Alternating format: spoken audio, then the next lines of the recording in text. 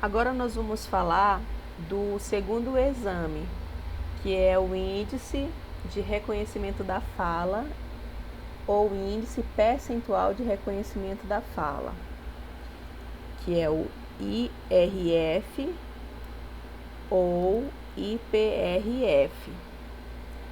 Nesse exame, nós vamos dizer assim, vamos dar uma porcentagem, né? Vai indicar uma porcentagem de acertos de palavras em uma quantidade fixa que vai ser jogada para o paciente. No limiar de reconhecimento da fala, nós iniciamos em uma intensidade X e vamos diminuindo essa intensidade até o limiar desse paciente. No índice percentual, eu vou colocar uma intensidade fixa e ele precisa acertar uma quantidade X de palavras dentro daquela intensidade. Para o LRF, a gente usa trissílabos. Para o IPRF, nós vamos utilizar palavras monossílabos, que contém uma sílaba apenas, ou dissílabos, que contém 2 sílabas.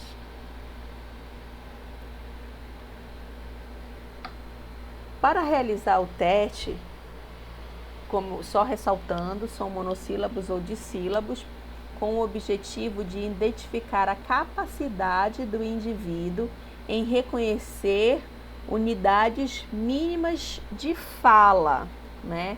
Ou de palavras. Unidades mínimas a gente vai utilizar aqui sílabas, não serão fonemas, né? Porque existem unidades menores de fala, que seria o que? Os fonemas, mas unidades mínimas mesmo de palavras, que vai ser os monossílabos ou dissílabos, tá? Sempre se atentar para o controle de intensidade da voz. Tem que estar na parte verde, o voltméter tem que ser verde, porque significa dizer que você está respeitando a intensidade que foi colocada para o exame. O IPRF, ele possui o método da seguinte forma. Para a realização, são empregadas listas de vocabulários de palavras que serão ditas pelo examinador e repetido pelo paciente, tá? Os testes de logometria, esses dois você fala e ele tem que repetir, ok? Essas listas do IPRF é uma lista contendo 25 palavras, monossílabos ou dissílabos, e dentro dessas 25 palavras existe um resultado, um percentual que vai de 0 a 100%, de 0 a 100%, ok? E cada lista dessa, de 25, tem que ser falado em uma orelha. Então, eu estou fazendo aqui, baseada naquele exemplo lá, na orelha direita.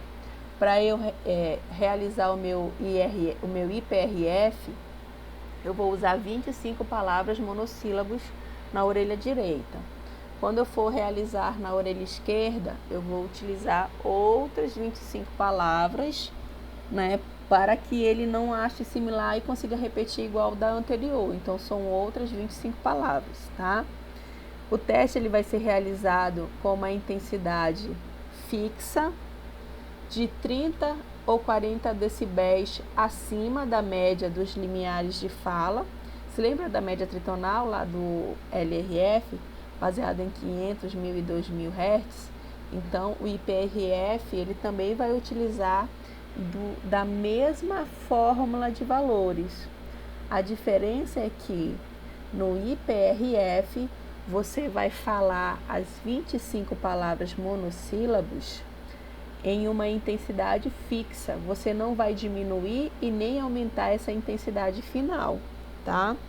Para cada orelha.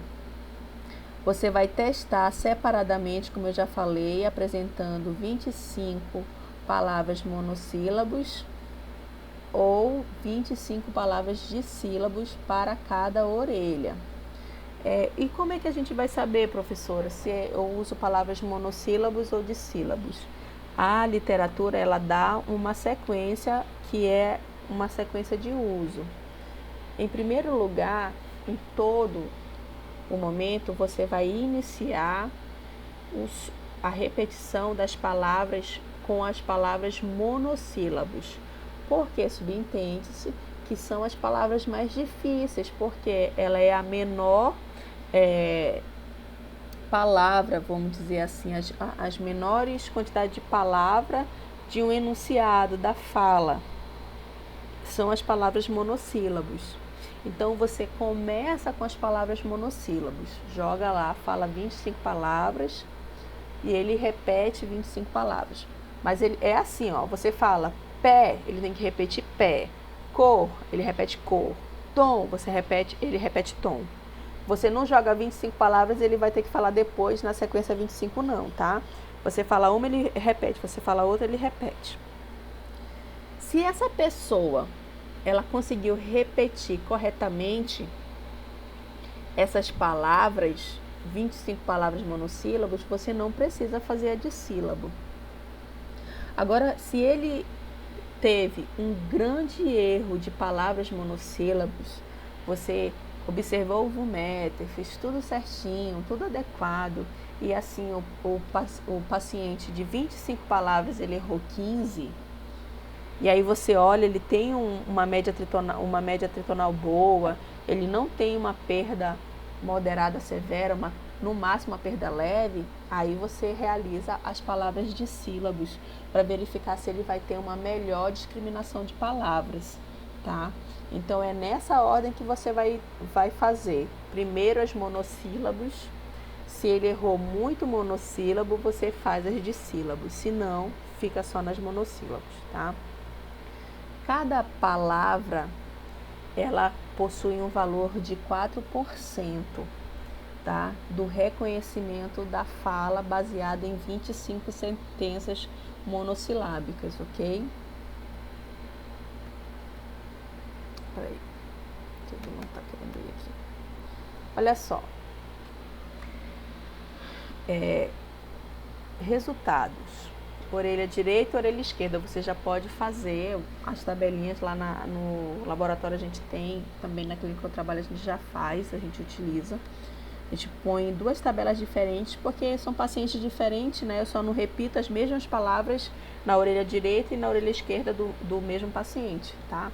Então, por exemplo, 25 palavras equivale ao quê? A 100%, né? Se ele errou uma palavra, ele vai ter o quê? 4%. Se ele acertou uma palavra, ele acertou 4% de 100%. Isso aqui, gente, eu vou repetir depois para vocês, mas está errado, tá? Não tem zero, não. Aqui, ó, seria 100%. Porque se ele acertar 25 palavras, são 100%. Se ele acertar uma palavra, é o quê? 4%, tá? Depois eu vou revisar isso aqui, que agora que eu dei uma olhadinha, mas está errado isso aqui, tá? Eu vou explicar depois para vocês. Mas é isso, cada palavra que ele acerta equivale a 4%. Então, se ele acerta 25 palavras, ele tem 100% de acerto para o percentual, né, do exame do IPRF, de fala. Então, cada um resultado desse, ele vai equivaler ao quê? A discriminação de ouvir, de perceber as palavras desse paciente. Então, ela vai dizer se ele ouve bem, se ele consegue participar de uma conversação boa, se ele vai ter dificuldade ou não. O objetivo do IPRF é essa. Então, ó, se eu tenho aqui, ó, de 92% a 100% de acertos no índice percentual do reconhecimento da fala, eu vou ter nenhuma dificuldade para compreender a fala. O paciente vai ter nenhuma dificuldade de compreender a fala. Se ele tem uma quantidade de erros que é de 80 a 88%, ele vai ter o quê? Uma discreta dificuldade, ligeira dificuldade de compreender a fala. Se ele já tem um acerto apenas de 60 a 76%, ele já vai apresentar uma moderada dificuldade para compreender a fala. Então, isso aqui pode equivaler às vezes ao mesmo grau de perda auditiva do paciente. Se o paciente ele tem uma perda moderada, ele vai sentir uma dificuldade moderada de compreender uma conversação espontânea. Então, assim também é o IPRF.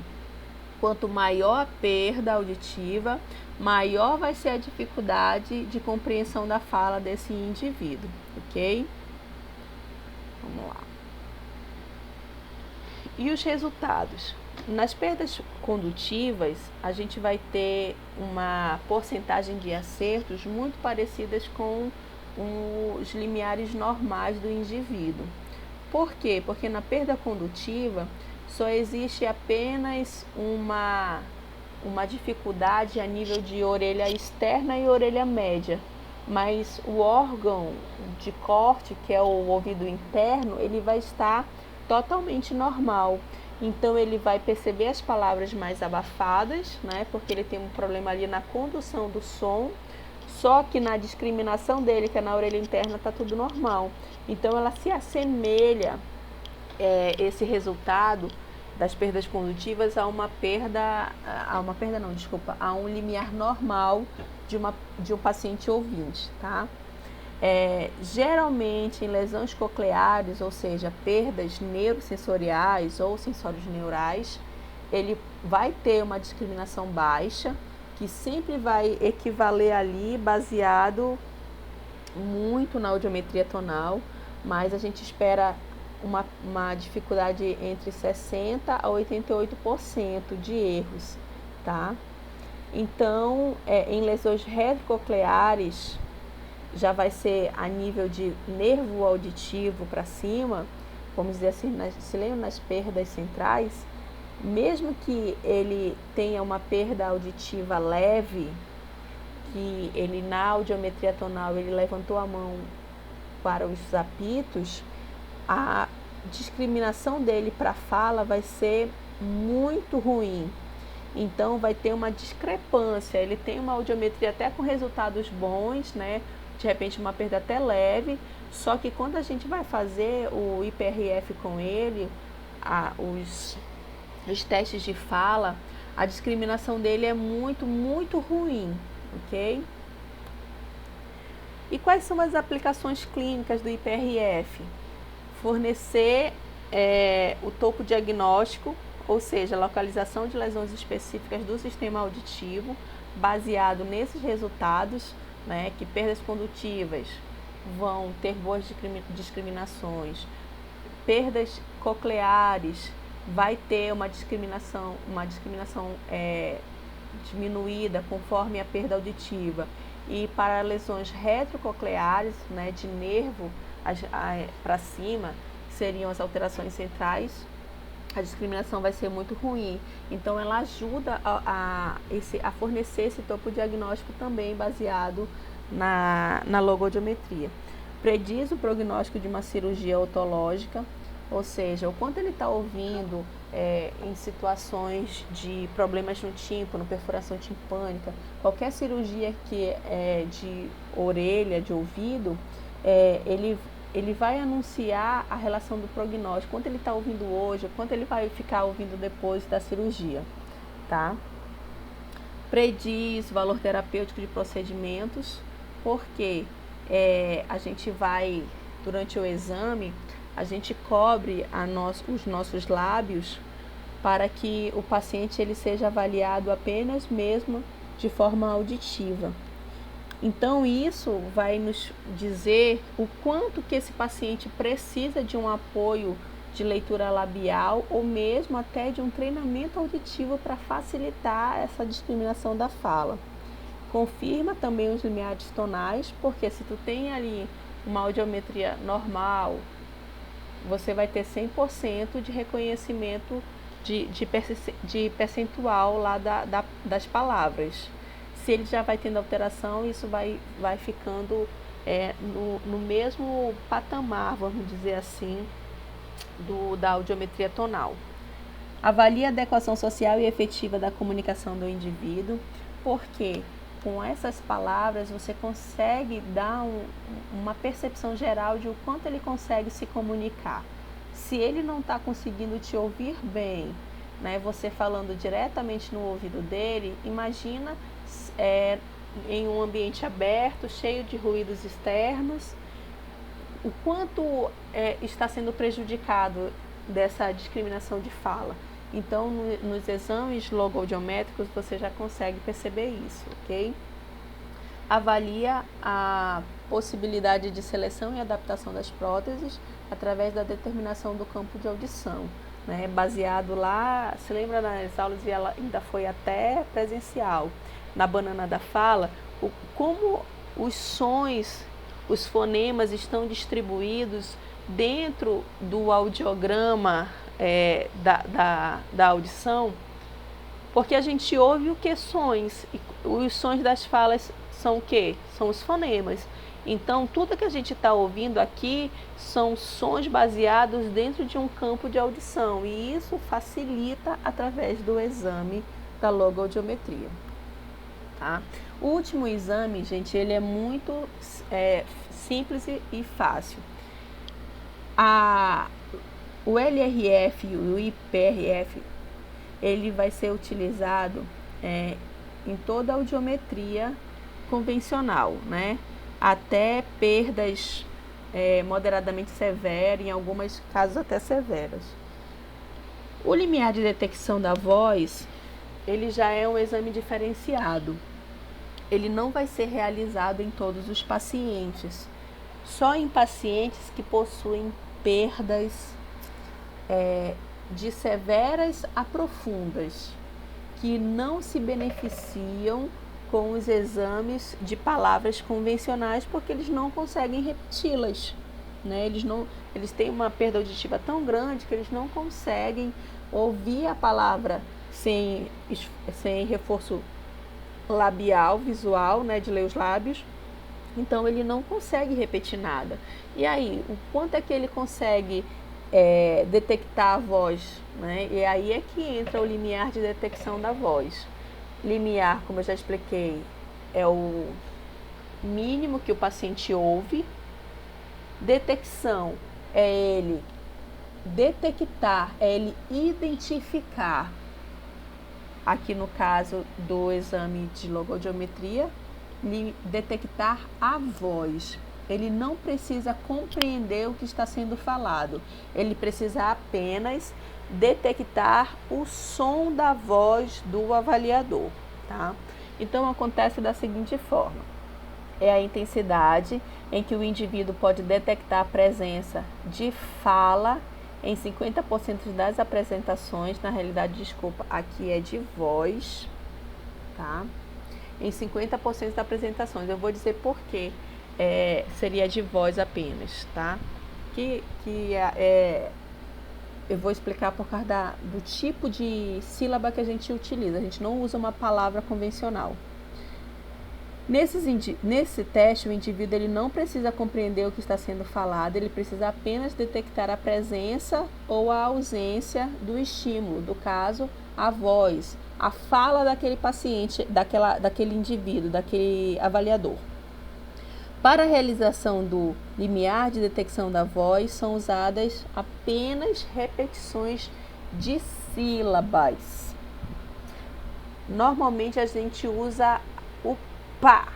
A gente vai fazer assim, ó. A gente põe a intensidade lá e coloca, e vai falando para o paciente. Pá, pá, pá, pá, pá, pá, pá, pá, pá. É como se fosse uma audiometria tonal, mas usando o som da voz. E aí a gente vai aplicar o mesmo método da audiometria tonal. E ele precisa o quê? Quando ele identifica o nosso som, ele levanta a mão do lado em que ele está ouvindo aquele som. E aí a gente consegue confirmar esse limiar através dessa identificação dele, de detectar o som da voz do avaliador. Então, o LDV ele é utilizado quando não é possível realizar o LRF e o IPRF normalmente. Por quê? Devido a ter uma perda muito severa ou profunda, esse paciente ele não vai conseguir compreender as palavras, principalmente através de um microfone. Só que ele consegue identificar o som da voz do avaliador, tá? Então, o exame ele vai ser utilizado nesse objetivo, de confirmar também os limiares da audiometria tonal, e ele é realizado da mesma forma. Por exemplo, todo o aparelho em logoaudiometria, ele tem um valor de limite, né, de intensidade. Normalmente chega em até 100 decibéis para a fala. Então, você coloca o quê? Você pega o limiar do paciente, né?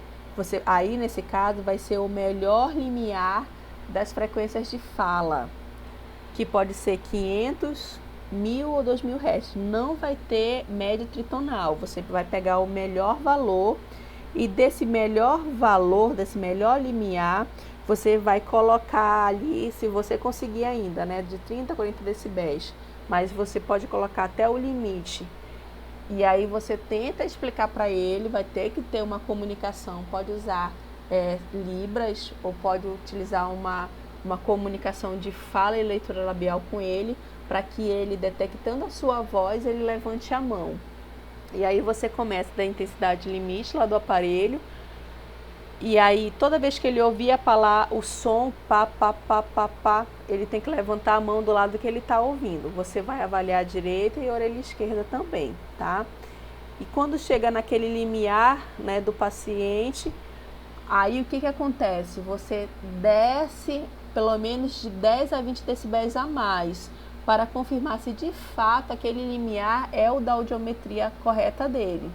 Mas ele precisa ter o mesmo valor do melhor limiar da média tritonal dele. Deixa eu ver aqui se tem mais alguma coisa. Então, gente, esse é o nosso último vídeo falando sobre logoaudiometria, ok? Eu vou fazer alguns exercícios e aí a gente já vai para o nosso último conteúdo, que é a imitanciometria.